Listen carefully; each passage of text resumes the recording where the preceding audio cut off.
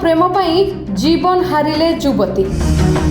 राजधानी रे घरोई हॉस्पिटल ले स्टाफ नर्स भाबरे करुथिले काम, भड़ा घरे झुली पड़िले।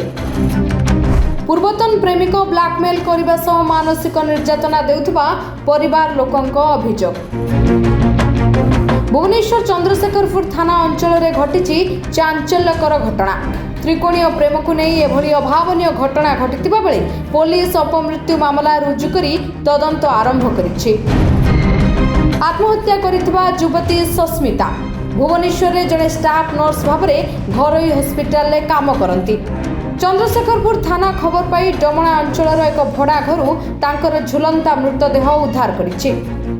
जिते किस हॉस्टेल पढ़ुली से आम दीदी को माने से कॉल करी कहला माने ये आमर आगे से जाबियर रोते तार जाबियर ये डमणा को आसिले से कहले महेश कहले जे मते कॉल करी कहले तुम दीदी कुआड़े जाइए दंड मार। এই ঘটনায় পুলিশ দুই যুবকଙ୍କୁ অটক রাখি পচরা উচরা করুଛି। সেମାନଙ୍କ ମଧ୍ୟରୁ ଜଣେ ମୃତ ନର୍ସଙ୍କ ପୂର୍ବତନ ପ୍ରେମିକ ବୋଲି ସୂଚନା ମିଳିଛି। ପରିବାର ପକ୍ଷରୁ ଅଭିଯୋଗ ହୋଇଛି ଯେ ପୂର୍ବତନ ପ୍ରେମିକ ତାଙ୍କୁ ବ୍ଲାକମେଲ କରୁଥିଲେ, ଯାହା ଫଳରେ ସେ ମାନସିକ ଚାପରେ ରହୁଥିଲେ। ତେବେ ମୃତ୍ୟୁର ପ୍ରକୃତ କାରଣ ଆତ୍ମହତ୍ୟା କି ହତ୍ୟା ତାହା ତଦନ୍ତ କହିବ। मोबाइल फोन, डिजिटल प्रमाण, पोस्टमार्टम रिपोर्ट, फोरेंसिक तथ्य तदंतर परिसरभुक्त हेबो।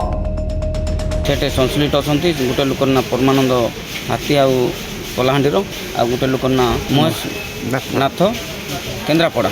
ए दुई लोक से मध्य को अनेक समय रे हारासमेंट ये मानसिक निर्यातना दे आसबारू यही दुई दिन मध्य से दुई लोक से जीवन हरई से दुई लोक दायी। से दुई लोक कठोर दंड आईन विधि विधान अनुसार कठोर दंड पाइले आम न्याय पाइब बोली आशा रखुँ।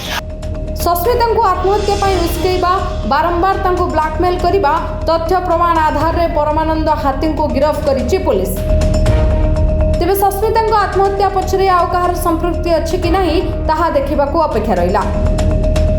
भुवनेश्वर शत्रुपा सामंतराय, अविनाश दास रिपोर्ट, नंदी लाइव।